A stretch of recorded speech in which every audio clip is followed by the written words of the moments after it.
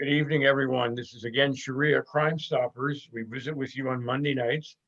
The world moves so quickly from one Monday to the next Monday that we need to bring on an expert like our friend Christine Douglas-Williams to give us her analysis of the news. And in just a second, we'll turn that over to her. I just want to make a comment. We did just celebrate Independence Day. We were celebrating our freedom, and not just our freedom from England, but our freedom to be pursuing life, liberty, and the pursuit of happiness.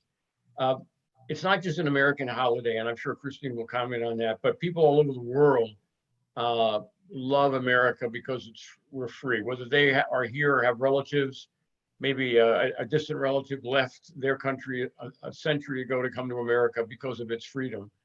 So we're very, very grateful that we have our freedom. We want to keep it. And frankly, it's under attack, and that's why we bring you these news analysis programs. So let's welcome Christine. How are you doing, Christine, this evening? Dick, it's great to be back with you. And of course, bittersweet, because as you mentioned, you made it very clear the enormity of the news that's going on today that's threatening our freedom. And let's face it, America has been the strength and the tower of that freedom for an awfully long time. So with what's going on there, we have a lot of enemies out there celebrating, actually calling, like Iran, saying that America has fallen, which it is not. And so I'll be focusing today quite a bit on what's going on as well on the jihad front, because it's somehow vanished, Dick, in the middle of all that's going on with Black Lives Matter. But a lot of people don't realize this has not gone away in the least, far from it. And in fact, if anything, we see the jihadist cause now allying on many levels with Black Lives Matter. Well, again, Christine is with Jihad Watch and Front Page Mag, and so she's right in the middle of all these things. And again, it's almost as if the jihadis have been treading water. They don't really need to do much visibly. They're very, very active behind the scenes. We know there's lots of candidates running for office and so on. But the Marxists have been leading the band, and the jihadis are on the sideline waiting for the opportunity. We talk about, one last comment, we talk about autonomous zones in the Seattle. And of course, we all know that there are autonomous zones in our own neighborhood. Those are called mosques. They couldn't be more autonomous. You cannot get in there. Things go on in there that are anti-constitutional. We know that for a fact, and yet our government doesn't seem to be able to deal with that, those autonomous zones that are all in our neighborhood. So with that, Christine, please get us going, and we'll come back in for your questions and deal with the answers. If you're new to us, remember that you push the button on Q&A. We look at the questions, we bring them to Christine. Again, if you're on YouTube, welcome. We've got a growing community of people on YouTube as well, and I know they're all interested in what you have to tell us tonight. Thank you, Dick. It's great to have you all watching tonight. And one thing I want to pick back up with those of you watching with what Dick said, it does seem like the jihadists are on the sidelines, they're watching. But we also need to remember that when you look at the stealth jihad, and the stealth jihad is more or less known predominantly as the Muslim Brotherhood types of interests in the West. And more recently, we've been hearing more about Tablighi Jamaat, which is it seems to be very peaceful, but of course it's not. Both looking like reform movements, but they're not. And in fact, what the Muslim Brotherhood and these organizations have been doing, as well as the Organization of Islamic Cooperation, is that they've done an excellent job at wielding the victimology subterfuge. And in so doing, they actually pave the way for what we see happening now with revolution. Now, back a couple of years ago, when I wrote my second book, Fired by the Government of Canada for Criticizing Islam, I talked about, and I referred to it in the book at the time, of a match made in hell. When you look at Black Lives Matter and you look at groups like the Muslim Brotherhood, you've got one paving the way and you've got another that is quite capable, as we see, of revolution, and they have been building for some time. So this is something I'm going to be talking about more today. And before I actually dive in, I want to mention that we have a special segment before we close today, and I'm really excited about it. Lloyd Billingsley is one of our regular writers at Front Page Magazine, of which I'm an associate editor. And he's going to be joining us later to talk about an article he wrote that's been gaining a lot of traction, and for good reason. It's called A Call to Arm: The Case for an American Revolution Movement for self-defense. This is not a call to violence. This is a call or an examination of self-defense. So this is something we're going to be talking about. And of course, I'm also going to be mentioning just before that again and showing you that video of that St. Louis couple that became very well known to America before they started to get some flack from others on Twitter and even their neighbors saying that they went too far by picking up guns to try to protect their property. But we're going to be talking about it later. So we don't want you to miss that later on. So first up on tonight's briefing, because I go from country to country, as you know, that have seen me, I'm going to start with Canada. Now, the biggest news recently that came out of Canada was Canada losing its bid for its coveted seat on the UN Security Council. Norway and Ireland won the 2 available temporary seats. Now, it's no secret how much time, especially to Canadians, that Trudeau spent with African leaders and basically sucking up to the international community of globalists because he was desperate to get a seat on that UN Security Council. He considered it raising the profile of Canada, but a lot of it had to do with raising the profile of himself. So when coronavirus appeared in February and everything kind of broke loose there, Canadians were wondering, where's Trudeau? He was busy in Africa, trying to make them promises and even pushing for debt relief in Africa. Anything from that position, of which he lost in humiliation, millions of dollars later, on a losing campaign. So this was a real problem here that we saw in Canada. But in another story now, something else is taking place in Canada that's worth watching because it's very much out of character with the Trudeau that we know. It's odd for him. He rejected a call to release Huawei's executive Meng Wanzhou to unilaterally end her extradition process, saying that such a move would embolden China. And what it would do also is put other Canadians at risk who are there. Because right now, Canada is in a current situation where we have 2 Canadians. One is a businessman, one is a strategist, and both of them have been arbitrarily detained in China. And what they're making it look like in China is that, as usual, like you see in these kinds of countries like China, you see it in Iran, they say it's about stealing secrets and it's about spying in China. But of course, we know what that is. So now there's the diplomatic brouhaha going on between Canada and China is really over trade, it's over theft of tech secrets, according to how they're presenting it, and whether Huawei's efforts in helping countries build 5G, next generation technology, is going to pose a threat to national security, which of course it definitely does. But meanwhile, while Trudeau appears to all of a sudden become this moral person with regards to standing up strong against China, a group of 19 high-profile Canadians, including, and Canadians will be aware of this name, some people in America might be, but this includes Foreign Affairs Minister Lloyd and Stephen Harper's former Quebec Lieutenant, Lawrence Cannon.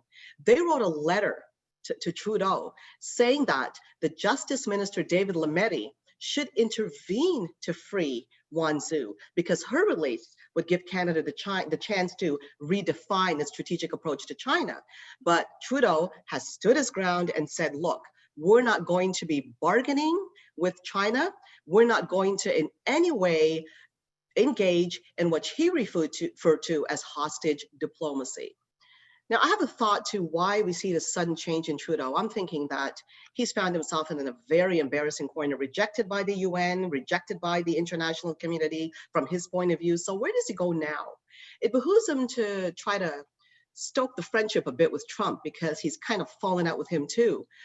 He's managed to tick Trump off right at the beginning. In 2008, Trump called Trudeau dishonest and weak following a G7 summit. Trudeau objected to Trump's imposition of tariffs on steel and aluminum from Canada, Mexico, and the European Union. Now, Trump, after all, has made it clear that his position was to make America great again. And he wanted to look after the interests of his people and try to establish some tariffs and equity there. And while it does not feel good or look good to those who have been spoiled by America, he said, look, we're going to do something about this. So in a nutshell, the freebies were over on America's side and Trudeau was not happy about it. So you fast forward this, right before Christmas, as CNN put it, Trudeau was burned by a hot mic as he was captured laughing at Trump with British Prime Minister Boris Yeltsin and French President Emmanuel Macron and the Dutch Prime Minister. Trump's reaction? He called Trudeau two-faced, which we know he is. So fast forward now. Trudeau was cornered very recently, days ago, about his view concerning Donald Trump and what's going on with the Black Lives Matter unrest. So it's no secret that Trudeau is a shameless virtue signaler in this country, and a hypocritical one too. No one can forget the blackface at least 3 times. And when he tried to dodge it by saying it was brownface. And when he was cornered and asked the question, well, how many times have you really done this blackface? He couldn't say, he couldn't remember, because let's face it, he probably has more out there, and he's hoping they won't be discovered. And if they do, he can go back and say, well, I didn't lie. I forgot how many times I was in blackface. So he's a big virtue signaler, this guy. So in answer to, when he was asked the question, how do you view Trump's reaction to Black Lives Matter? Knowing who Trudeau is, you would expect a certain type of answer. Instead, this is how he answered. Actions to quash a wave of protests across the US. Makes no sense. Okay, then he paused for an uncomfortable 20 seconds, and we know what that looks like when you have dead air. 20 seconds, it feels like an eternity. So Trudeau then responded very vaguely. We all watch in horror and consternation what's going on in the United States, he finally said.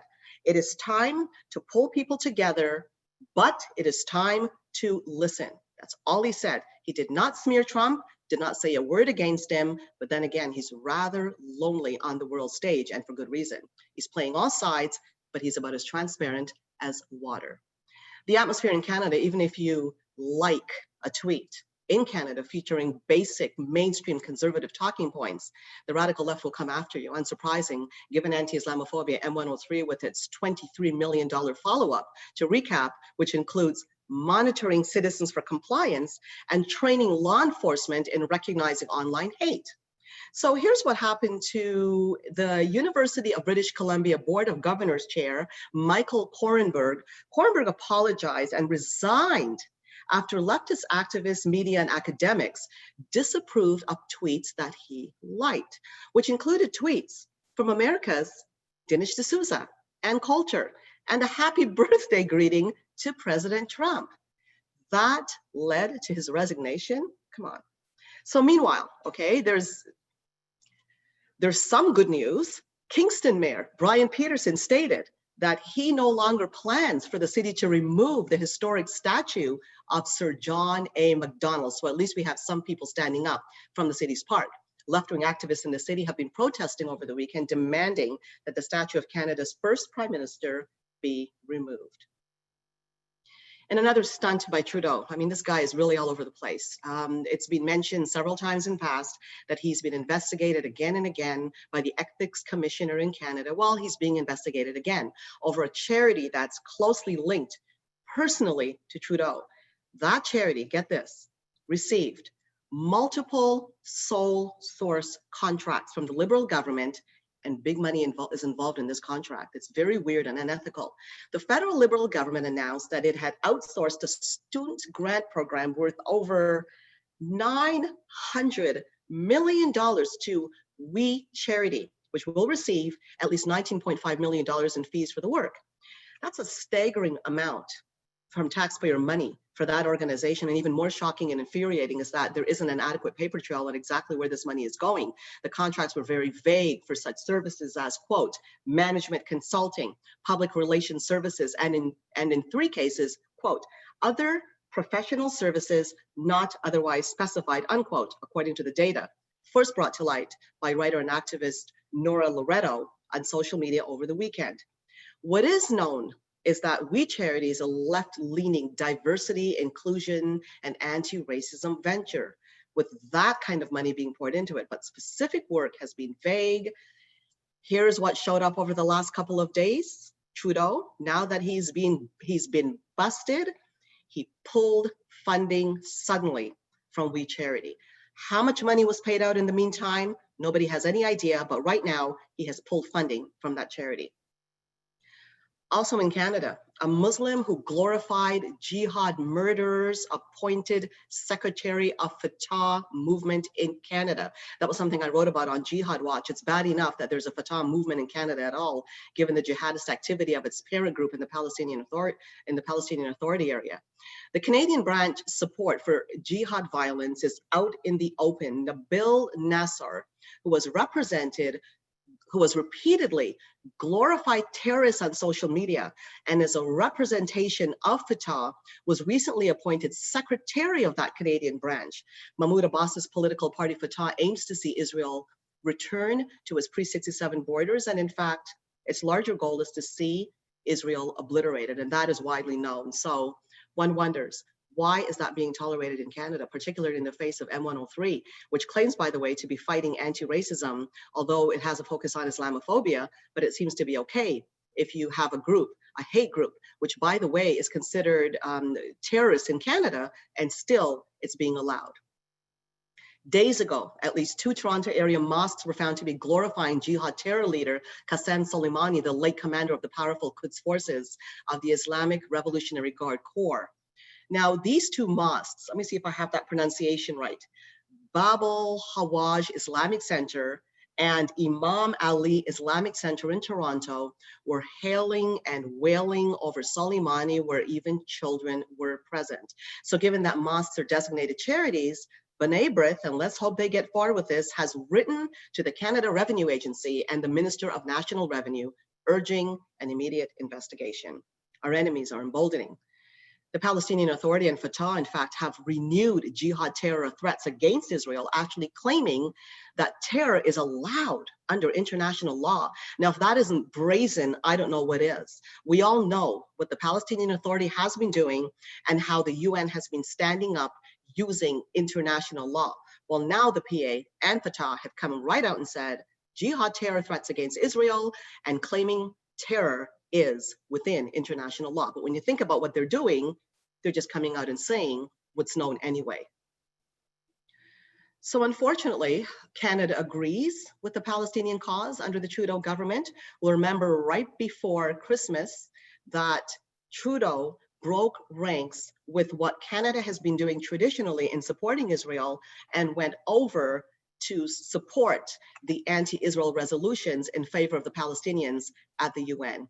And again, he was hoping that that will gain him a UN Security Council seat, and he failed. But there are a couple of good items to report from Canada, I'm happy to say, which is a model country for identity politics and globalism. Here's something that happened, which was highly unusual in the House of Commons. We have an NDP leader, Jagmeet Singh here, new Democratic Party leader that you guys in the States may not have heard a lot about, but the NDP is one of the major parties. You've got the Liberals, the Conservatives, and the NDP. So Jagmeet Singh is the head of that party.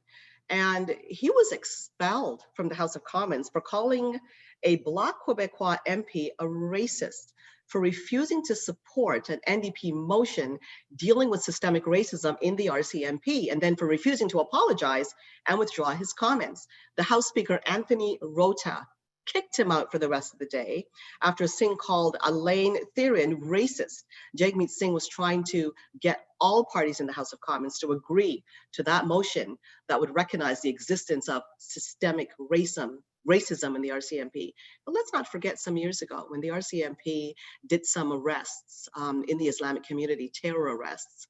Because it was during Ramadan, it ended up issuing an apology to the Muslim community for having arrests during Ramadan. There have been other cases. So the RCMP now is being viewed by Jagmeet Singh as being still racist. So that should tell you something when you look at what is going on here in Canada.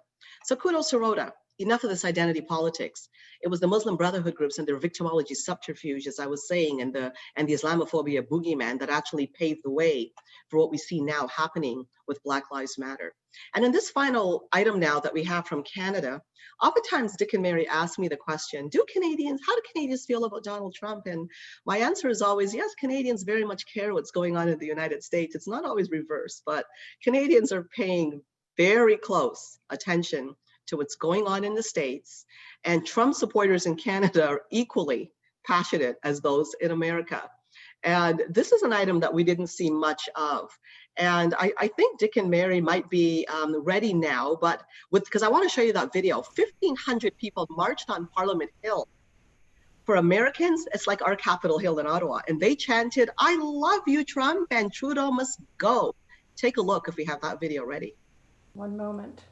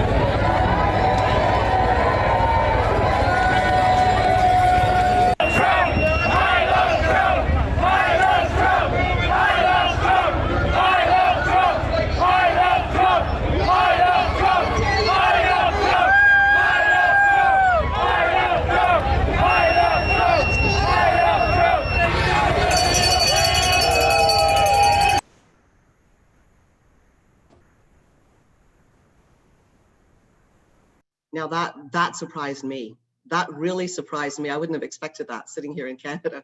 Now, before I move on to some of what's going on in the States, I want to get into, I can't let this go by without talking about Trump's July 4th speech. I was very impressed. I mean, I realize how low-spirited people have been based on what's going on and wondering, is Trump going to get involved? What's happening here? Our country's coming apart. Other countries are coming apart.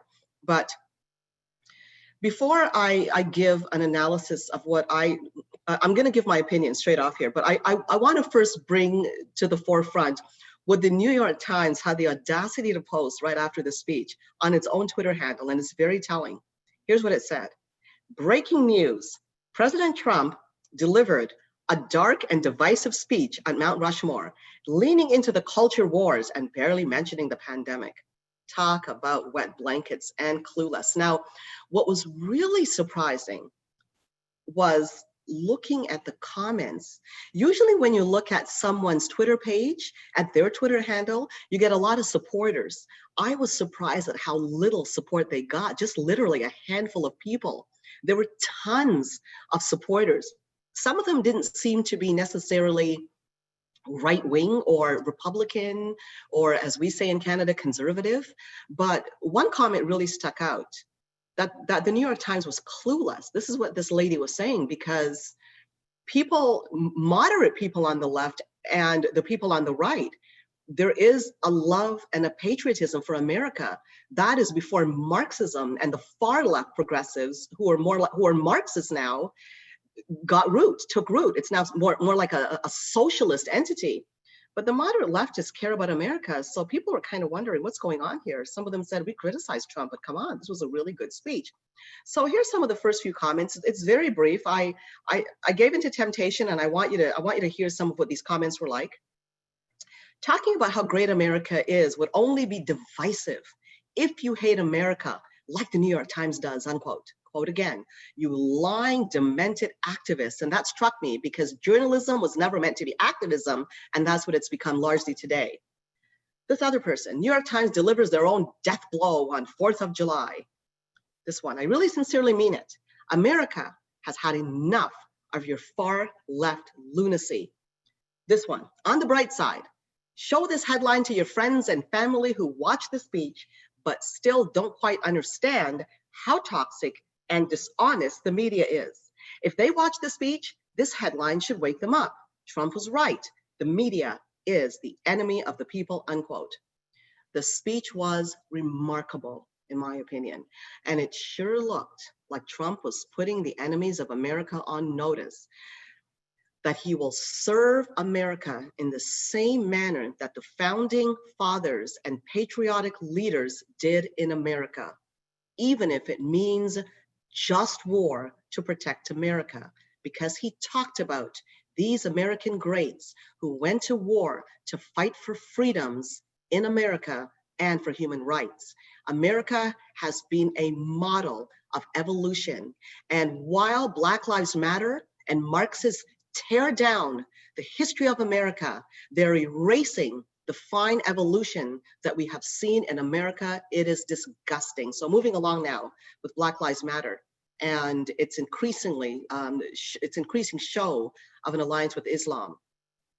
As the layers of Black Lives Matter are publicly peeled back, it's further being exposed that it is a group that's not anything about anti-racism and human rights. When you look at how many Black people and visible minorities are actually getting harmed by this movement, it is an anti-white, anti-police, anti-West, Marxist, and allies itself with jihadists, which incites violence. That's what they do.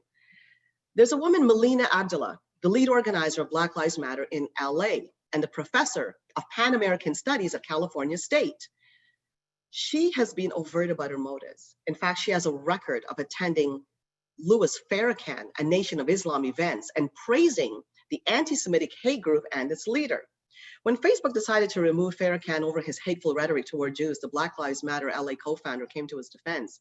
And in a stunning declaration last year, let's not forget that Farrakhan declared himself to be Jesus. You could even find that on Fox News, and said he would fulfill Jesus's mission, which he claimed was, quote, to bring about the end of the civilization of the Jews. In November 2018, Farrakhan led a Death to America chant during a solidarity trip to Iran. That's how far this guy goes. Farrakhan even defends suicide bombers, yet still under the Obama administration, the Nation of Islam leader and of Islam and its leaders received hundreds of thousands of dollars from the US government. Since 2008, it had kept on getting money to teach, quote, religious study programs for federal prison inmates, unquote. Scary stuff. So it should come as no surprise that the couple, David N. Anderson and Francine Graham, that murdered Jews in their violent rampage in New Jersey City kosher market in mid-December, was said to be inspired by Farrakhan. Since 2015, in fact, Black Lives Matter delegations have traveled to the Middle East to endorse Palestinian terrorists in Gaza, Judea, Samaria, and to pose for photo ops with the Palestinian flag. Statements from delegation leaders spoke of occupation, ethnic cleansing, and brutality that Israel supposedly has perpetrated against the region's Arab Muslim population, unquote. And still, it's very sad to see that there are far left Jewish groups that are still supporting Black Lives Matter as a social justice cause, believing falsely that the goal of Black Lives Matter is genuinely about advancing human rights. It couldn't be further from that. Last summer, Hamas condemned the raising of a Nazi flag. That's how bad it is, next to the Palestinian flag on the Gaza border fence. Why did they stop it? Because it was bad for optics. They didn't want the international community to talk about this. So the swastikas have often turned up in Gaza, but Hamas has been cracking down on it for the sake of public relations.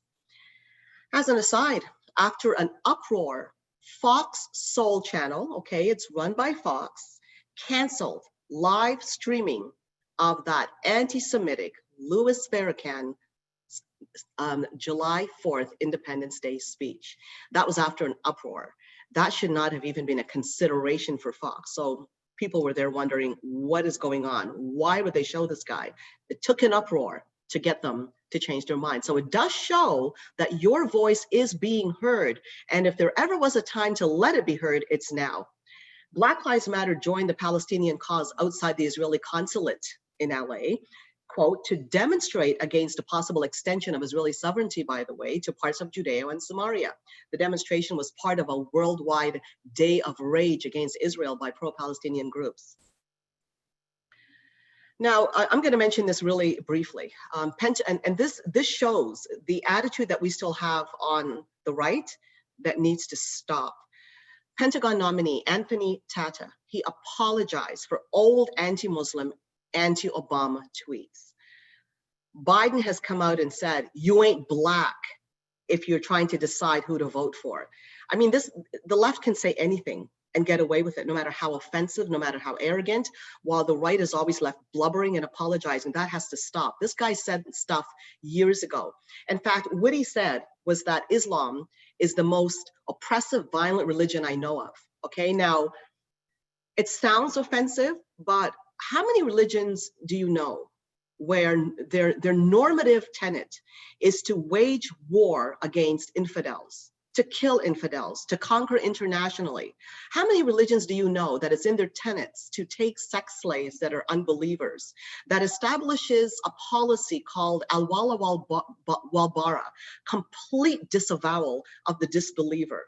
Can anyone name a religion that does that, or that is engaging in a genocide right now against the Christian community, any community, minorities? I mean, if you look even at since 1948, the numbers have gone way up, but a few years back, it was something like 12 million Muslims have been killed by other Muslims for not being Muslim enough. I mean, how many religions do you know do that? So when you look at the facts of what's happening out there, when he came out and said it's the most oppressive, violent religion I know, why didn't he use it as a teaching opportunity to say, look, I may have been, if he wants to apologize, crass in how I stated it, but come on, folks, this is going on, and remind people of what's happening out there instead of blubbering and apologizing for offending people. This is why we're where we are. There's no apologies on the left, but somehow we're always apologizing.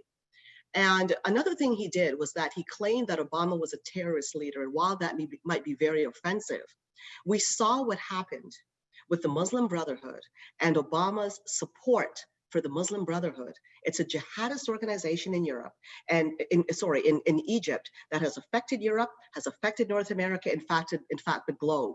And research has shown that Al-Qaeda leader, the former leader, bin Laden, started his roots with the Muslim Brotherhood. And if you understand what Muslim Brotherhood doctrine is, it calls for bloody jihad. Most of the violent workers that you see today, the ground workers of jihad, got their start with the Muslim Brotherhood. It is very violent.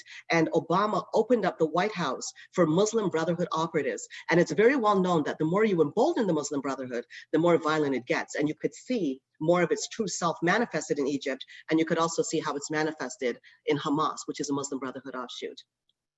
So although his words were offensive to many, he shouldn't be blubbering and apologizing. So on our side, we need to toughen up a little bit and say, yes, okay, we care about people. We've proven it. And if you think we're being offensive, okay, I'll explain to you why I said what I said. But stop the blubbering, stop the over-apologizing and the sycophantic approach to the worst enemies of our democracy. That's what should have us heated, not this kowtowing to various groups. That's what has us here today. So over to Europe now, some key information out of Europe. It emerged that arrests of jihadis outnumbered arrests of right-wing extremists 20 to 1 in 2019, but the media over there has been focusing on the far right, trying to make it look like the far right is as much trouble as jihadists. No, it outweighed, as far as they know, and it's more than they know, by other stats, 20 to 1.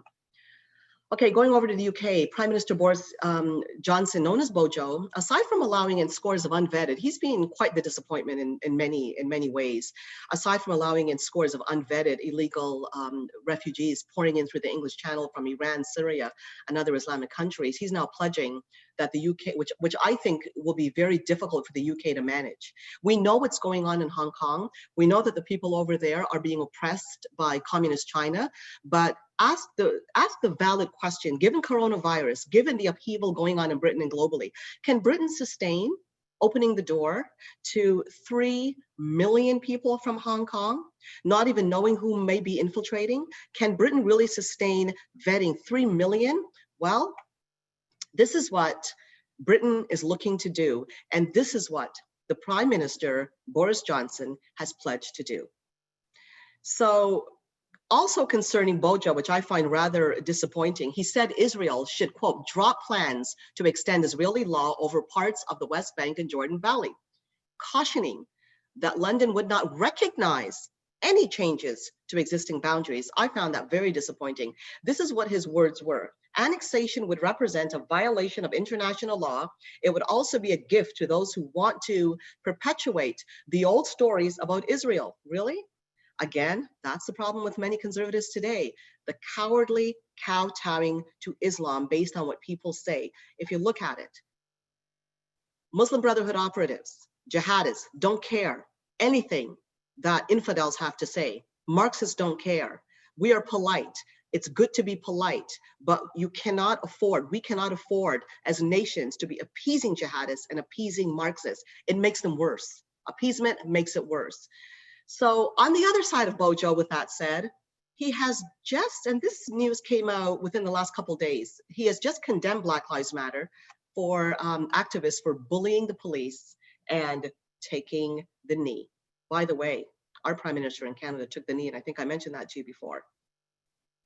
Also, days ago in the UK, the Twitter verified Black Lives Matter organization posted a Free Palestine diatribe attacking Israel's settler colonial pursuits and people allegedly being gagged to the right to critique Zionism. What a lie.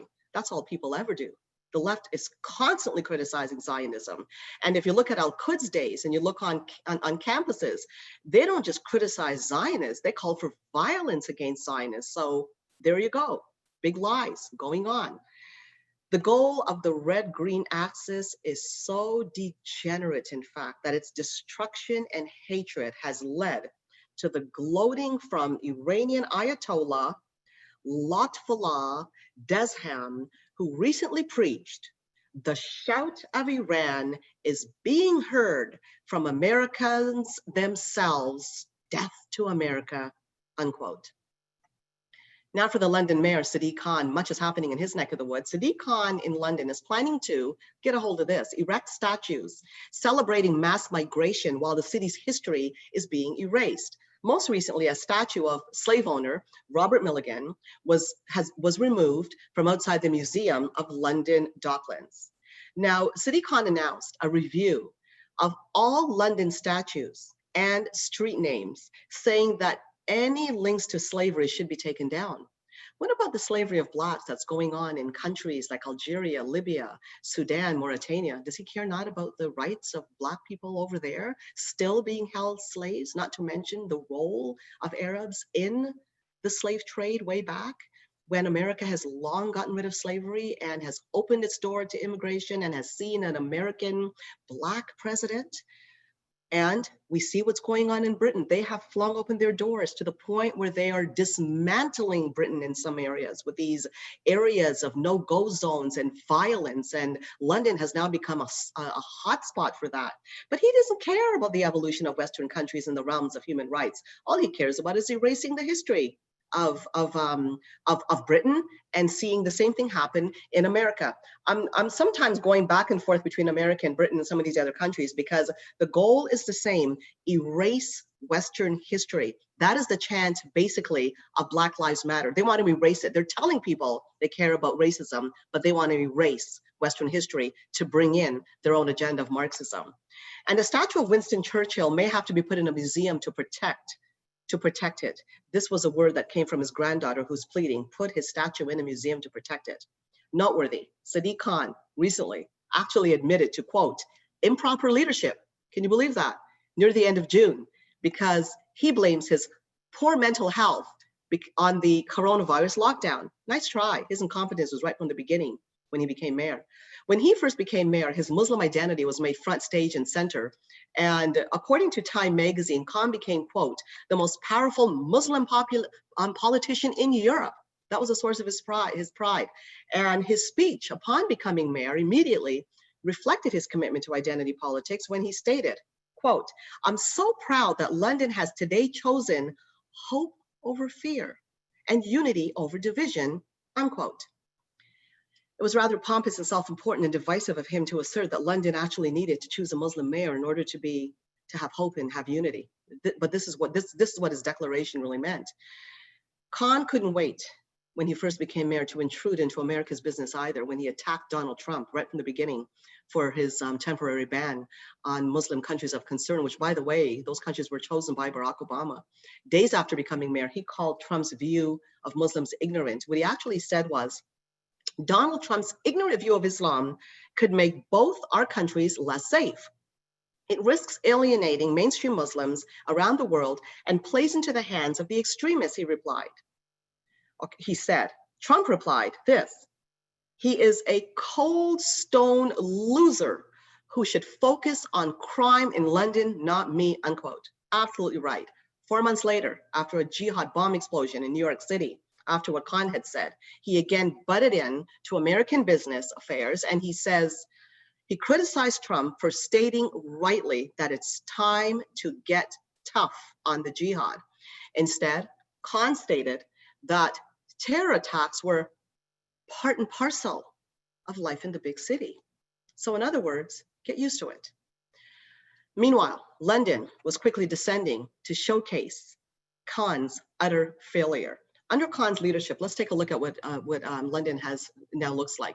Gang life, jihadist gangs proliferated, acid attacks and knife attacks have just soared. 3 years of Khan, of him becoming mayor, the knife epidemic struck London with so ferociously that 51 murders happened in 6 months. And London gangs also included the Mali boys, which are becoming more organized. And they back then, but they continue to escalate during those 3 years, and they're continuing to become ruthless and driven by drug profits. It's no secret how much the drug cartels have allied, and it's happening more and more with jihadists. That's a way of making money. Mali is a Muslim country plagued by Islamic rebel groups, including Al-Qaeda in the Islamic Maghreb, and Somali raid gangs have also been victimizing girls in London as well. So while Mayor Sadiq Khan is in the midst of a cesspool of crime, jihadist preachers are speaking out openly, they're recruiting freely. In fact, an Islamic State jihadist tried to create a jihadist child army in East London, and Somali parents began sending their children back home to save them from knife attacks in London, which seems rather strange, but it certainly is telling. Khan's incompetent response to crime in London has been to launch a war on free speech, as he warned Facebook and Twitter about hate speech. So now that coronavirus is here, he's trying to use excuses that he's not feeling so well these days, he's depressed and he's incompetent. Well, you know what he's always been. But here's his latest stunt that he pulled within the last few days. It's just disgusting. He met with police, currently hiring so-called racism spotters to examine whether prospective police officers are prejudiced. Just as Khan prepares to slash the budget of actual police, crime will rise even more while these thought police are making sure that no one is so-called racist. Moving over to Germany, quite shocking, a statue of Bolshevik communist despot Vladimir Lenin has been erected in Germany, as statues of George Washington, we're seeing this all over the place, Thomas Jefferson and other historic figures all through the West are being torn down in America, Britain, throughout the West, in fact. Marxist-Leninist Party of Germany chairwoman Gabi Fechter declared in a stunning display of propaganda, quote, "The time of monuments to racist anti-Semites, fascists, anti-communists, and other relics of the past has clearly passed. Lenin was ahead of his time, thinker of world historical importance, an early fighter for freedom and democracy," unquote. In reaction, Hungarian Prime Minister Viktor Orban, who's really a hero of mine, he warned that the EU's hostile reaction to the success of anti-establishment parties demonstrates that the spirit of Marx, Lenin, and the re-education camps lives on in Brussels, and is absolutely right. So we need to remember this. It's spreading and it's very dangerous. Orban has expressed shock by the disorder now rampaging through, quote, "the multicultural West, as statues are being toppled and gang wars fought in the streets." Orban further warned, and this is important, that there is an international trend in politics which is aimed at weakening and eliminating national governments and nations and bundling them into some imperial order. He couldn't be more correct. And he has been a man that has stood against the tide of globalism. I gotta hurry up here because I'm running out of time. Now, out of France, the European Court supports a French move to strip dual citizenship jihadists of French nationality. Kudos to France for that move. Canada, under the former conservative government, did the same, but now Trudeau reversed that decision.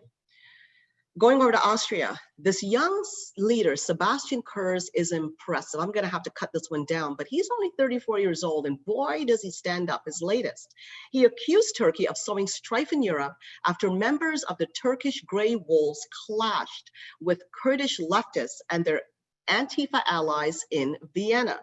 Turkey is a growing regional influence, a danger to Europe, and it should have long been thrown out of NATO given its conflicting interests with Western democracy.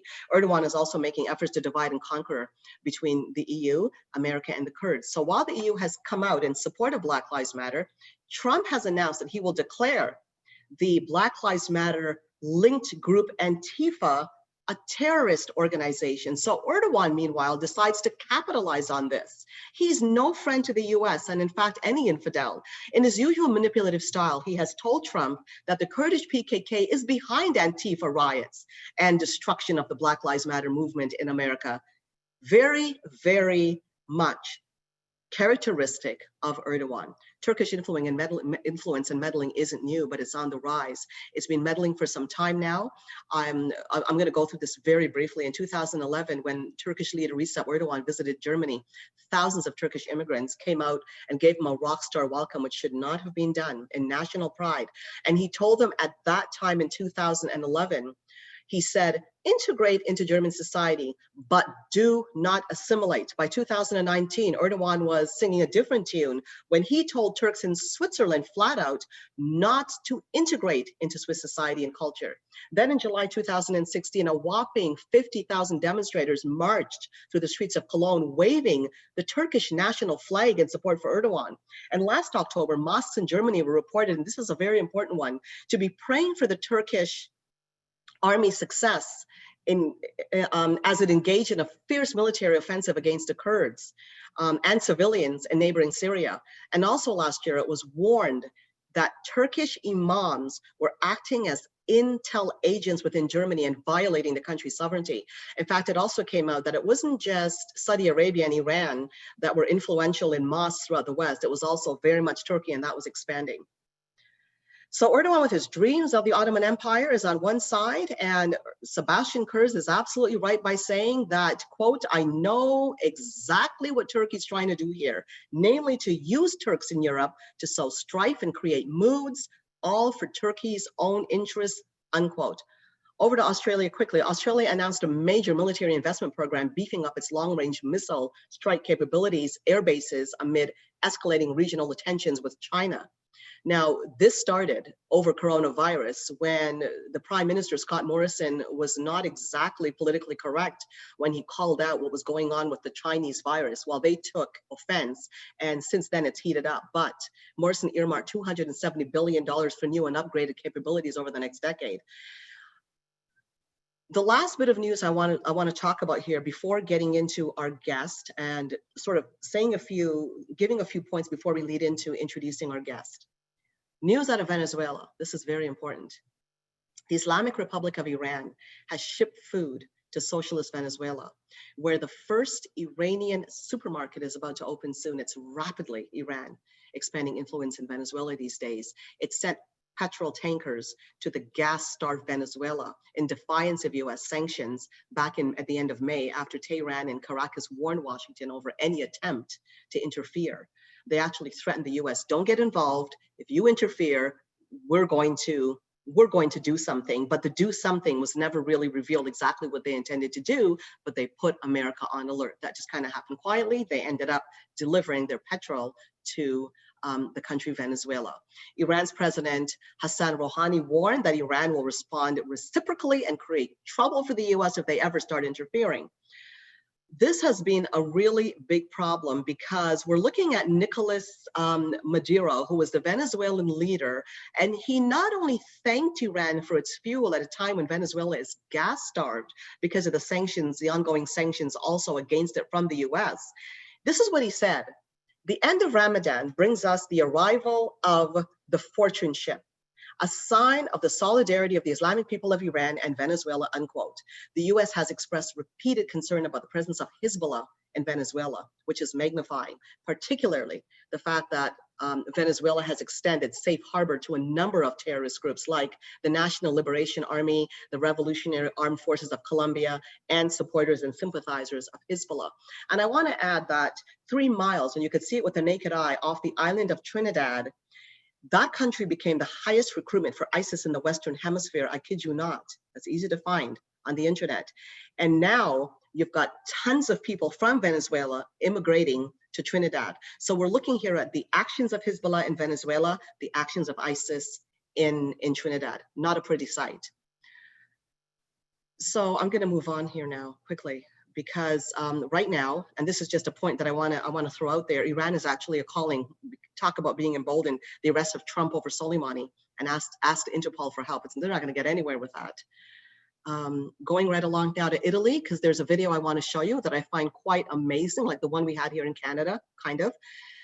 The so-called populist, anti-globalist, anti-open door immigration, Matteo Salvini, he served as Deputy Prime Minister of Italy and Minister of the Interior from 2018 to 2019. He's also been Federal Secretary of the Northern League since 2013, Senator in the Italian Senate since 2018.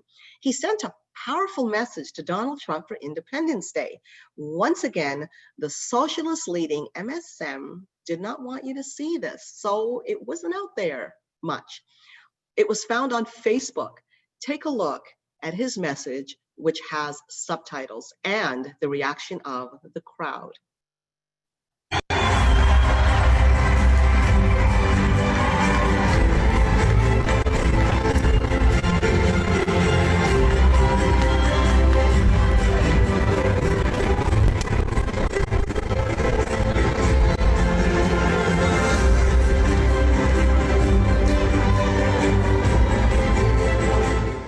Oggi è un giorno particolare, il 4 luglio, dall'altra parte dell'oceano è la festa dell'indipendenza, quindi ci tengo a far arrivare il mio e il vostro saluto. Greetings from me and from this square to the American people and their president, Donald Trump, for the Independence Day. All lives matter, long live freedom. Tutte le vite contano, bianchi e neri. Non ci sono vite che contano di più e vite che contano di meno.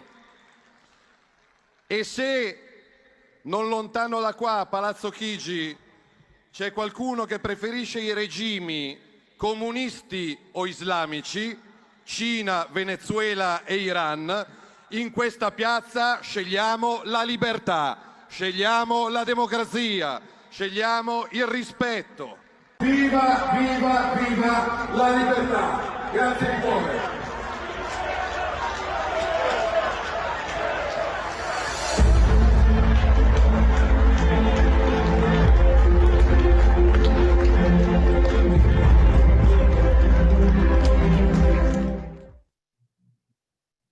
I've never seen that kind of a crowd for Democrats. In fact, let's remember the kind of reception that Donald Trump got in India. It was a real rock star welcome. It was wild. And let's also not forget that Donald Trump launched his campaign in January at the biggest Hispanic church in Miami. They see 15,000 people attend that church on a weekly basis. So before we introduce our excellent guests, who I'm really excited to hear from today, we want to show you, and most of you have probably seen it, a couple in St. Louis. This couple was faced with a Black Lives Matter moving protest that passed the gates, even though there was a sign, private property, and given all the destruction happening, this couple came out to defend their property like they should. And it was disgusting, the kind of retaliation they got afterward. But I want to remind you to take a look at this video in case you haven't seen it. If you've seen it, it's a reminder. If you haven't, here it is for the first time.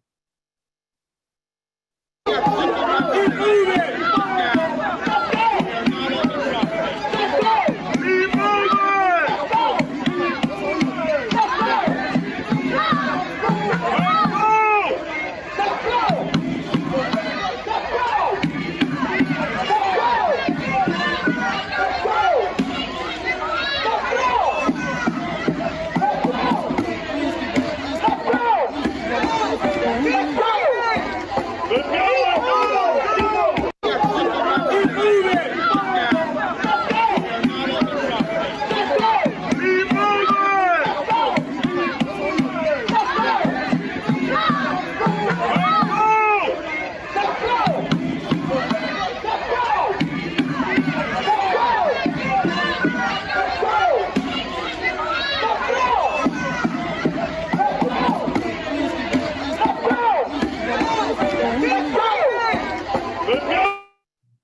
Well, prosecutor Kimberly Gardner is spearheading a probe against that couple because she's hoping to lay charges.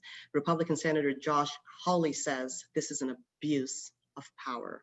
Now, remember that couple, and here's some incidents that have happened, okay, before we introduce our guest here, because this is a reality of what's happening in America, and I can't possibly capture all.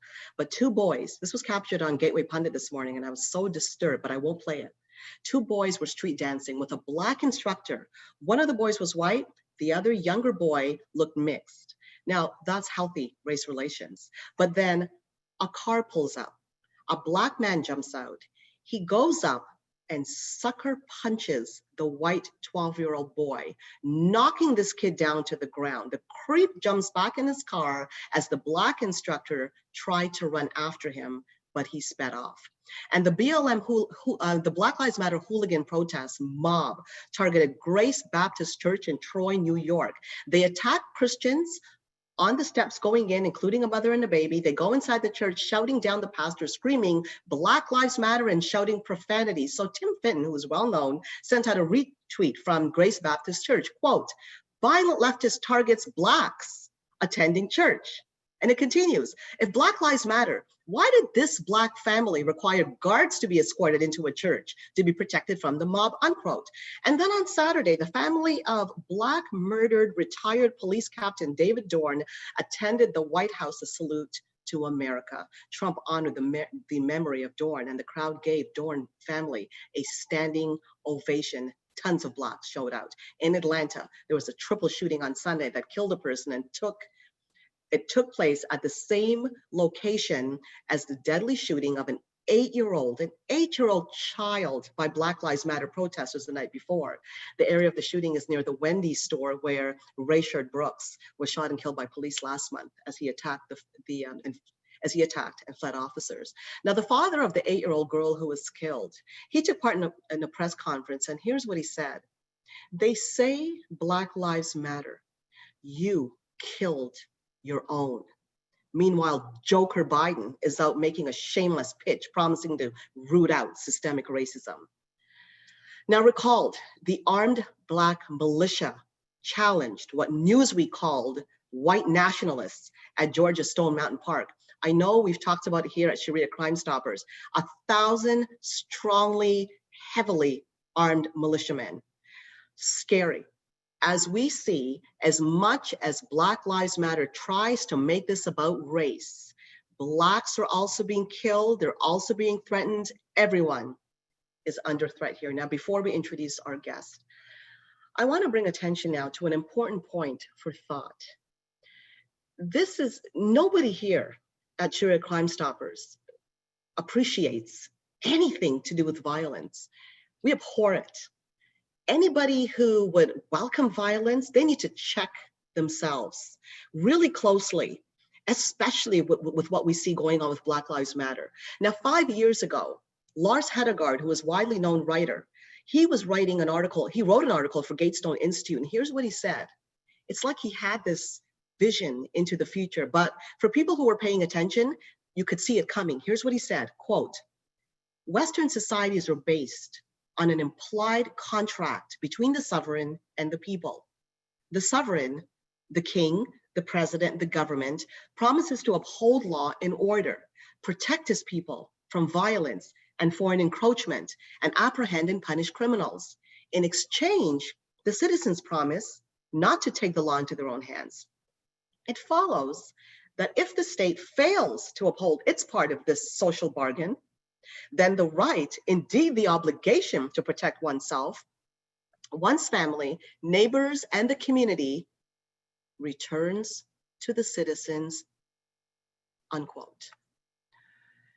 Now, I think it's a good time to meet Lloyd Billingsley. He wrote an article titled in fact, hang on a second here. Let me find it. Lloyd, are you with us there? Because I mentioned your article at the beginning of the show, and it had a specific meaning. Are you there? Can we get, if you can get, yeah, he's right there. He's right there. Let me see if we could see him there. You see me? We've got him. He's on. Yeah, now we can see you. Now we can see you, Lloyd. Welcome, and thank you so much for joining us. Thank you. Good Now, to be Lloyd, here. before you start talking about your article, A Call to Arm, you have a real interest in what's going on in America, not just being a citizen, but you come from a family that shed blood for freedoms of this country. Tell us a little bit about that before you go on and talk about your article. My grandfather was a World War I veteran, present at most major battles.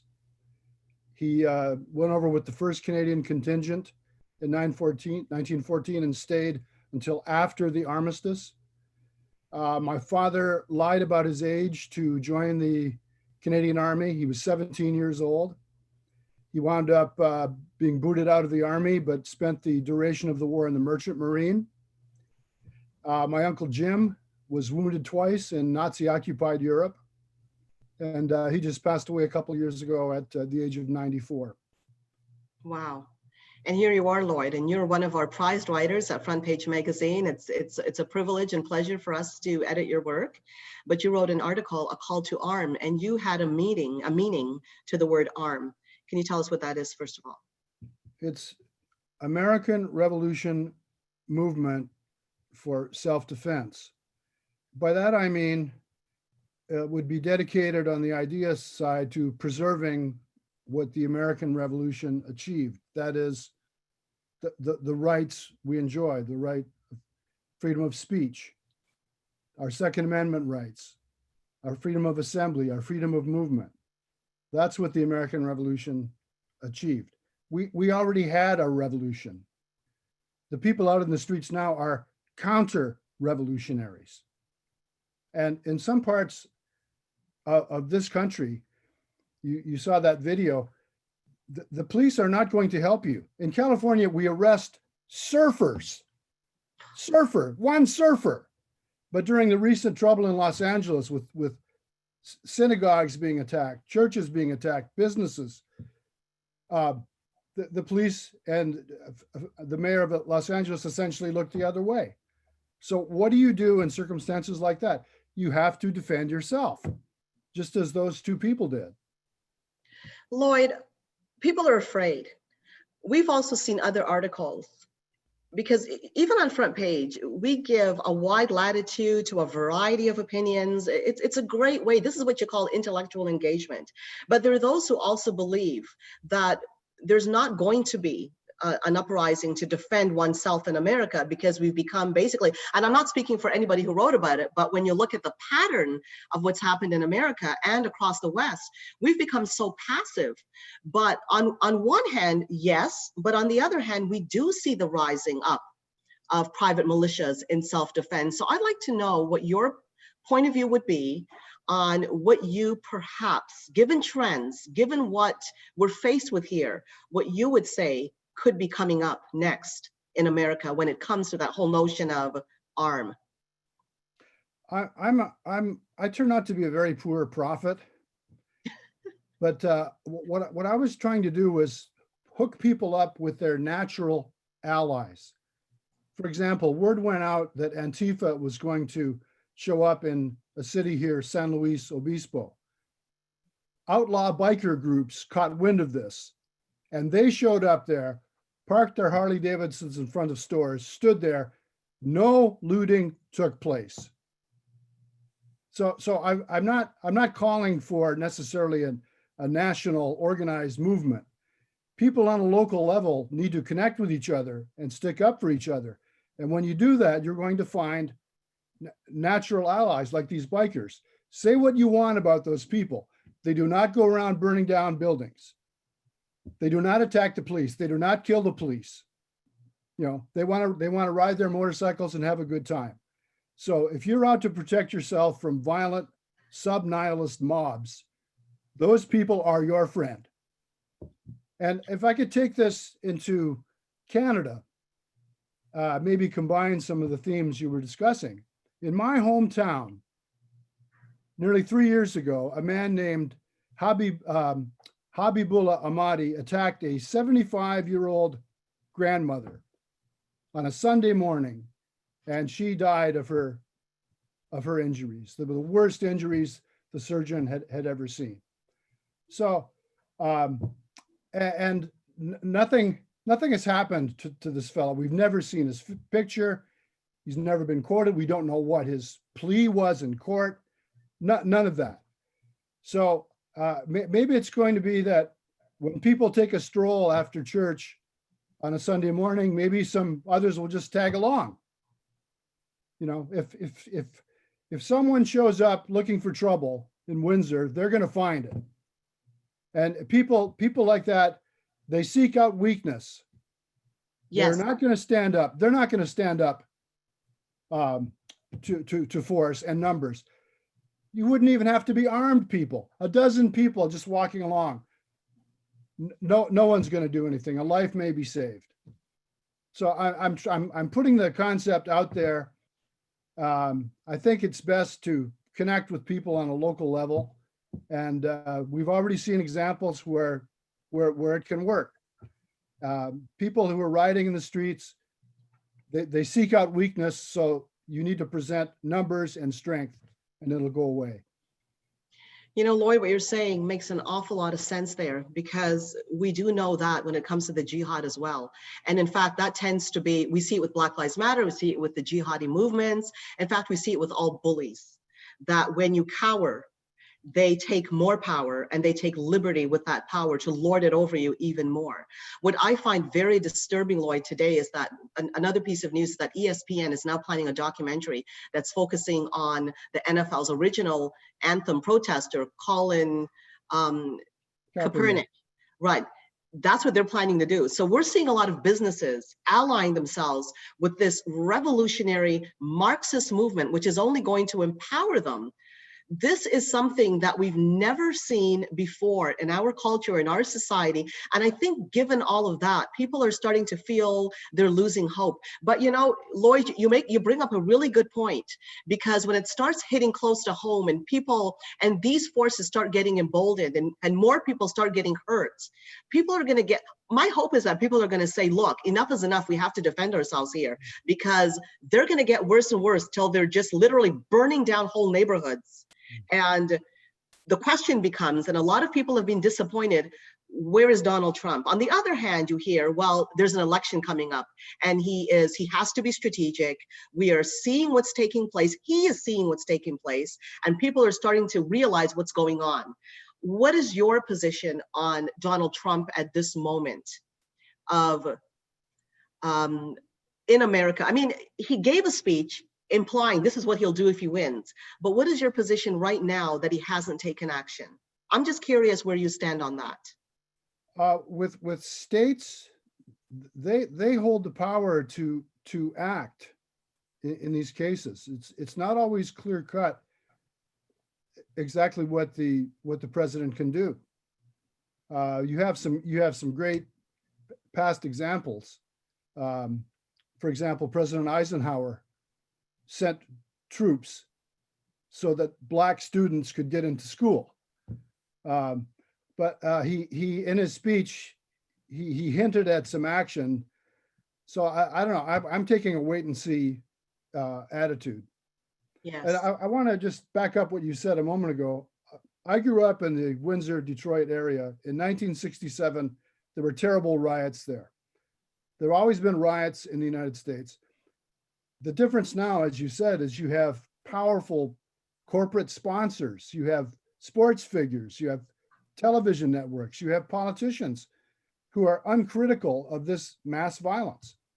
On the other hand, in my book, Hollywood Party, I wrote about the huge riots, warfare in the streets after World War II, when the Communist Party was trying to take over the Hollywood unions. The general public got weary of the violence. The public will never be on the side of mass violence, never. So, and the left tends to believe their own propaganda, and they're overstepping themselves. Look at this horrible violence in Atlanta. I have an 8-year-old granddaughter. Here an 8-year-old child is gunned down. So you may see a turning of opinion. This mayor of Atlanta who spoke out, she's on Joe Biden's list as a possible running mate. You make an excellent point, yes. Right. All I'm trying to do in this piece is depending where you live, the government is not necessarily going to come to your aid. We have people taking over parts of cities. Back in '92, during the Ruby Ridge standoff, the FBI deployed snipers, military snipers, armored personnel carriers, helicopters. At Waco the next year, M1 Abrams tanks deployed against civilians. 75 people died, 25 children died. Here you have people taking over parts of cities. Where's the snipers? Where's the armored personnel carriers? Where's the M1 Abrams tanks rolling in to that zone? They're missing in action. So not only is government looking the other way, the previous president turned the national security establishment away from the jihadists you were talking about and towards so-called right-wing extremists. That is, people who support the Constitution, people who support limited government, people who support the Second Amendment. So you have that specter too, that the government could be on the side of the violence, not necessarily on your side. What you say is critical, that the left has a way of believing its own propaganda. Let's not also forget that when Trump won the elections, every poll said that he was going to lose. I'm talking within 90% certainty they were saying. I'm convinced that these polls are manipulators. They say it because they figure, well, the higher they say what their dream is, people will tend to follow them. So they're already starting to crow about how Donald Trump is losing support. Others are saying he's gaining support. But what you said there is very important, that people are not going to put up with this violence for long. And I think that for those who are watching and for others who will watch this needs to be kept in mind so that people don't lose hope. The marketers, let's face it, they will turn tomorrow if they saw a changing tide. They go where the money is, period. They don't care what the view is. Right now, they're going on about how they care about Black Lives Matter. If all of a sudden the public discourse turned against Black Lives Matter, all of a sudden these marketers are going to run the other way when they start losing the bottom line. And this is one thing that we also know about these marketers. So while we're sitting here losing heart, we also do have to remember that, as you said, Lloyd, that the left believes its own propaganda, and that the bottom line is money when it comes to these various institutions, and we will see change. So everybody watching needs to let their voice be heard. Now is not a time to be passive. Lloyd, I hope you'd like to stay with us. I think it's time also to call Dick and Mary to join us now with our conversation. I actually have to opt out. I have to opt out. Have to opt out. Okay, Lloyd, it was wonderful having you, and I thank you so much for joining us. It's also nice meeting you in person.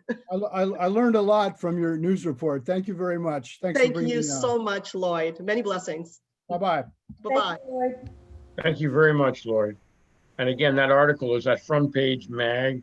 It's entitled A Call to Arm, ARM, and ARM stands for, I believe, American Revolution Movement for Self-Defense. And I think we should chat a little bit about that, and then we've got some questions, Mary, I'm sure, right, Mary? We do. They're starting to build. Well, I guess one thing I wanted to throw out, we do have other examples. We have a sheriff in Florida who basically put his deputies behind him and put a video out. It really doesn't matter what the color of his skin is, but he was very clear that his county will not allow people to come in and mob to rule. He was very, very specific. He actually said, in this unpredictable world, if he cannot handle it with his paid deputy sheriffs, he will deputize every legally armed person who wants to participate. I think that's a really powerful message, and I guess there's a couple of sides of that. Many of our listeners, really following on tonight, and what we talked about last week with Leo Holman and Sharon, you should really check into their own situation. Are you legally armed? I happened to visit a gun store this week. My family that is not legally armed is moving in that direction and becoming legally armed. That was in a state that has heavy gun control laws, and that gun store was packed.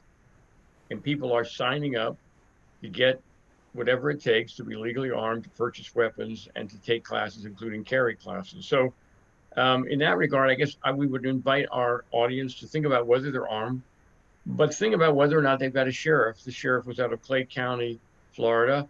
What is your sheriff's position on Black Lives Matter? Has he already kneeled or not? And if he hasn't, you want to get to know that sheriff, get to know other people in your community who are armed. Again, maybe that gun shop would be a point of meeting other people. Basically, one question I would have, just out of curiosity, and we're inviting people to contact us, right, Mary? Our email, you'll give it in a minute, I think. We'd like to hear what you're finding in your communities when you reach out to other people or the sheriff. What are you finding? For example, can a sheriff deputize someone who is legally carrying in the state, even if that person is not in that particular county? The reason I mention that is many of our states have a very mixed pattern. There are plenty of Black Lives Matter kneeling sheriffs. It's unfortunate. There are some sheriffs who are speaking out against it, and so we want to get to know them. The goal of Lloyd's article is really to try to focus some kind of a framework so that there is a loosely organized group of legally armed people who can be a show of force if nothing else, and can participate if deputized. So there are people hurting other people, and the whole notion of an American Revolution movement for self-defense was what Lloyd's article was all about. Well said. I finally figured out a way to look at some of the questions myself. So do I have permission from you guys to just buzz through them really quickly? Oh, sure. Okay. Go for it. That means, Mary, you're going to have to join the conversation more. Okay. Okay. Now, one person saying here that Bojo is weak, and I agree. There's a funny comment that came out that I read somewhere, and it went like this: Bojo has lost his mojo ever since coronavirus, and that came from one of our writers. Come on, very well known. It's just names tend to go out the window for me. But one of our writers said that, and it looks quite that way to me. Now, somebody's asking a very valid question. Should we be contacting the NFL, its sponsors, to boycott them? Should we be doing something like this? And I absolutely agree. People do not understand how important their voices are. Marketers listen to you. They really do. So if you start calling up these different organizations, they will listen. Have your friends call in. Never underestimate the value of one voice. It's very important to be calling up these organizations and also calling up your local politicians. That's very important. If there ever was a time for activism, it's now. And somebody is talking here about law enforcement in some cases is turning against us. Well, it certainly has. There you have a couple that's trying to defend its property. They're not threatening anybody. They're trying to defend their property. And now you have a prosecutor that's going after this couple. That's exactly what we see happening here. When you have law enforcement and you have others bowing a knee to a violent group like Black Lives Matter, they have turned against the people. Call it fear, call it ignorance, they have turned against the people. It's very ironic that the law says ignorance of the law is no excuse. Well, it applies both ways. Ignorance of the law is no excuse. If people are saying, oh, I don't know about what Black Lives Matter really represents, look at what they're doing. They're breaking the law. They're smashing things. This should not be tolerated. People need to defend themselves and defend their properties. And that is scary when you see 1,000 militia armed Black men taking control over that area. People need to come out because you're looking at a situation where, unfortunately, there are authorities who have turned against us in many ways. Can I add a couple comments in terms of what you were just talking about, the law enforcement?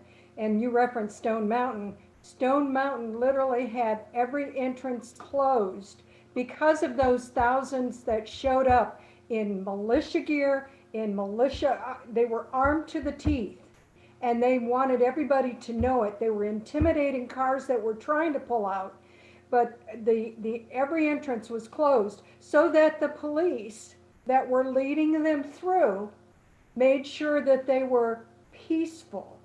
Well, they were peaceful, but they sure didn't look peaceful. So if you're a family that had decided to go to see Stone Mountain, which is a historical mountain and has a carving and a light show every Saturday night, you think you're a family just going to go enjoy some time at a nice park, at a national park, and you see this, you're going to be scared and want to leave. So I'm sorry. As much as people want to say, well, they were peaceful, They No. didn't do anything but march through and scream obscenities. And they literally got into a paramilitary pose at the Stone Mountain building that's just up the hill from the carving, so that they had somebody posed with an AR pointed towards the building. I'm sorry, excuse me? These guys are peaceful? Exactly. You're absolutely right, Mary. You're absolutely right. Now, somebody's asking the question, and that fits right in. Has President Trump undergone a military coup? Is he just holding back? Are we under some kind of a martial law? Now, the thing is, there is one in place. The Black Lives Matter. And in fact, the people who are really behind Black Lives Matter, which are hardcore Marxists that are funding this, stoking this, that is a military coup in progress to install Marxism. That's basically it, to overthrow democracy. So yes, a coup is in place. Has Donald Trump given into it? Not on your life. I don't believe that for a moment. If you listen to his speech, they have done everything they could to undermine this man. It went from the Russian collusion, it went to a fake impeachment trial, then it went immediately on the heels of it to coronavirus, and now this. It's pretty obvious what's going on here. Once Donald Trump wins again, we'll see action. So that coup will come to an end.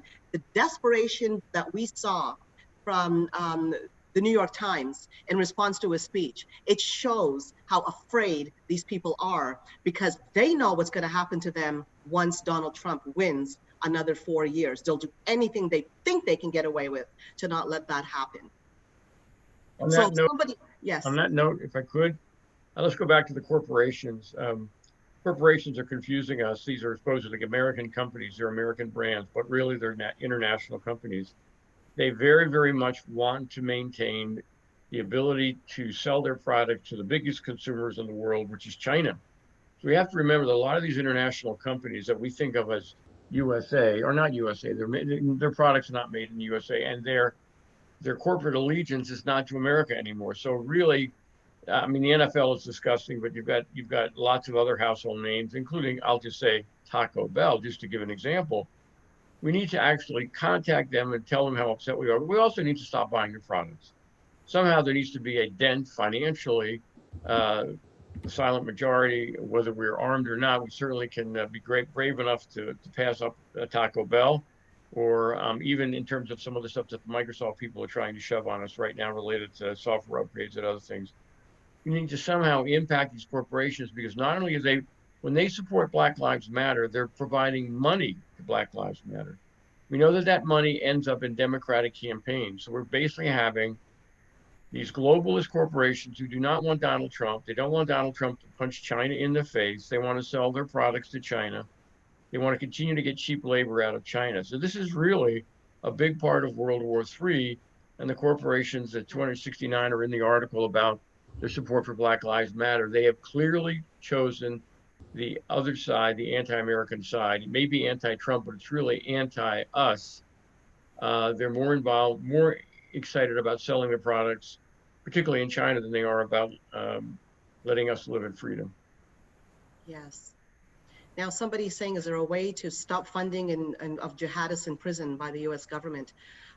Based on that funding under Obama, there has been a real overhaul, I know, by Trump. So I don't know what's taking place here. I do know that, ironically, under the Clinton administration, that was the worst system in terms of penalty for Blacks. Donald Trump has revamped the penal system so that if you're a Black person that committed, let's say, a petty crime, and your chance for recovery is strong, he has instilled a system that you will get the help that you need to stop you from going back into crime. So a lot has been done there. I don't know exactly how the funding breakdown is. Jihad is a big problem, radicalization in prisons, particularly in the in the UK, but we do have a problem here in the US as well. In fact, it's everywhere, and that needs to be dealt with for sure. But so on that note, whatever else you need to say there, because I was just answering a question there, Dick, if you want to continue. You know, one of the things I'd like to throw out there in terms of the jihadis in prison, one of the things I found locally was that there were imams being paid $100 to go into the prison and talk to the inmates. I'm sorry, find out what's happening in your own local jails to find out who's visiting them and what they're, you know, if they're getting paid to do it. So we took action and we stopped him from being paid. Good. And he stopped going in. So there are some things you can do. Absolutely. The problem is you have these imams that are connected to jihad, and you also have these Muslim Brotherhood influences. They don't just stop in the prisons, they carry it even into government, like we saw with Obama, that we see now is going on in the Trudeau government with this M103. It's the NCCM, which is Kirkan and Irfan, that was outlawed by the former conservative government, that is advising the government at this stage. And that is actually, that was mentioned by the very person who tabled that motion M103, Ikra Khalid. She talked about those two organizations' involvement when it comes to advising. So we have a major problem here. It all comes down to, how do we stop it? Be very careful how you cast your vote. That's the way to stop it. And I see a comment there just basically says and agrees with what we said here. To get the Republicans elected, you'll see something happen when it comes to security of the country in a nutshell. And we've got a lot of lengthy questions here that almost are like a book. So getting close to where we need to actually close this out. Yes. We apologize for not being able to answer all of them, but we need you to be a little bit briefer in your questions, if you would, please. Well, it's interesting. I think we have a really knowledgeable group of people. They hear somebody like Yes. Christine, and all of a sudden, all of their, and by the way, let's face it, there are people who are watching CNN right now. We give people an outlet. We're happy that some of you maybe have even turned off Fox News and are watching us tonight. When Hey, they hear Lloyd somebody chose like, us. pardon me? Lloyd Billingsley chose us over Fox There you go. tonight. And thank you for bringing Lloyd in. That was a great move. That was very timely. That shows the reach that you've got with your connections to Jihad Watch and Front Page Magazine. And again, people can follow you at jihadwatch.org, right? Yep. And you're publishing multiple articles per week, and that's a great way for people to participate. Front Page Mag, of course, is a very, very well known, Yes. with all kind of outstanding writers as well. So I think as we close, we may want to just remind people that next week we have another Monday night. We have Claire Lopez. We will rotate again with Leo on the 20th. We have Dr. Mark Christian, if I've got my dates correct, on the 23rd. And we're just going to keep going. I think people are giving us great feedback. The YouTube group is growing. This is what people want to know. They want to hear. So, by the way, we have a particular worldwide energy with you, Christine, because you do cover all the other places. Oh, man. You've done a wonderful job of covering these other countries. Thank Things you. are happening. The fact that the people in Italy are screaming, "We choose freedom," that should be the message for all of us tonight. Yes. We choose freedom. We've got to think about it very seriously in our own lives. What are we prepared to do? We have children, we have grandchildren. What are we prepared to do? Will we get our family to get legally armed and look out for this growing framework that Lloyd is talking about? We're very, very fortunate. How about a closing comment, Christine and Mary, and then we'll say goodnight. Mary, do you want to go first? Well, Or do you want me to go first? I was just going to say a huge thank you to you, because I keep thinking every time you turn on any kind of local news, any kind of major news with the mainstream media, it's all about COVID or Black Lives Matter. There is nothing that's telling us about any of the items you told us about tonight. What you opened our eyes to was incredible tonight, Christine. Thank you. And that's what I keep thinking. What are we missing? There's so much news out there. What are we missing that they are not telling us? You just filled in all the gaps. Thank you. That's huge. It is my pleasure, Mary, but we need to remember, all of us, that you have these people out there that are these enemies of democracy, it's very difficult for a naturally good person to understand the depth of evil and ruthlessness, and that certain people are willing to go any length to get it, and to stoke victimhood and to stoke vulnerabilities. So we need more than ever, and this is something I cannot emphasize enough, even if it means writing it down in your calendar, that every week you make phone calls to whether it be to the sports teams, to a local, some kind of a retail outlet, wherever, your politician, the local politician, the federal politician, but you've got to make these calls. We need to all get involved in this fight. It's not enough to know what's happening. We all have to step up and work within our sphere of influence for the betterment of America, for the advancement of freedoms that came at a very high price, where young people and generations have lost their lives, where we're losing that vision of history with how far we came. For goodness sakes, Aunt Jemima's family is very upset over what they're doing as well.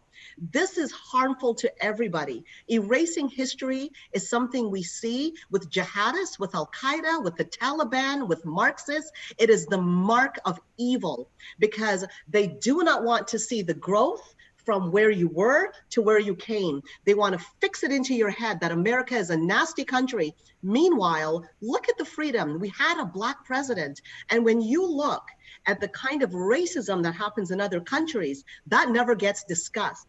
The way Blacks are treated in other countries as well, like I mentioned, the slavery, that's not discussed. They really don't care about Black lives. They care about destroying America, destroying law and order, and hating white people and hating Jews and Israel. This is what this is about. And while Lloyd said rightly, find like minds, they're busy finding like minds, and they've been doing it for some time. So we need to keep our eyes and our ears open, because unless we do, and unless we pick up our own responsibility and do what we need to do, they're going to overtake us. Now is not the time to be lax. Do what you can do. Nobody says to go out there like that couple. If you don't feel safe doing it, then do what you can do. That's all. Do anything you can do. So those are my parting words for tonight. Amen. Thank you. Amen. And we are so grateful. Thank you so much, Thank you, Dick. Christine. Thank you very, very much. Listeners, we're going to have to do this. We're going to have to get off the couch. We're going to have to get off the keyboard. We're going to have to do the kind of things that Christine recommended.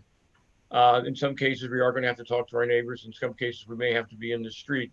Keep in mind that no matter what happens in November, we're going to have to be active next year. Just think of what happens if the energy on both sides, depending on where the election goes, there will be a need for the organizations that Lloyd talked about and the activities. So let's get going. Let's get going. We really got less than 150 days to go to the election, and we have a very, very difficult summer to get through. So God bless America. Let's all remember that we choose freedom. We choose freedom, and thank God we have had an opportunity to experience it. We don't want to take that away from our children. And one last comment, and then we will say goodnight, is check out theunitedwest.org. On the front page of it, there is two videos that you need to watch. God Bless America, Happy Birthday America, and both of them are videos, and then just below it, it says it's time to get up, get active, and contact us if you need to find out what to do. We will guide you through it. Let's do that. Let's do the email address, and then we'll say goodnight. Yeah, the email address on the United West is tuw@theunitedwest.org. A real simple email address for you. tuw@theunitedwest.org. All right, we will say goodnight then. See you next Monday night. Good night. Good night. Everybody, thank you.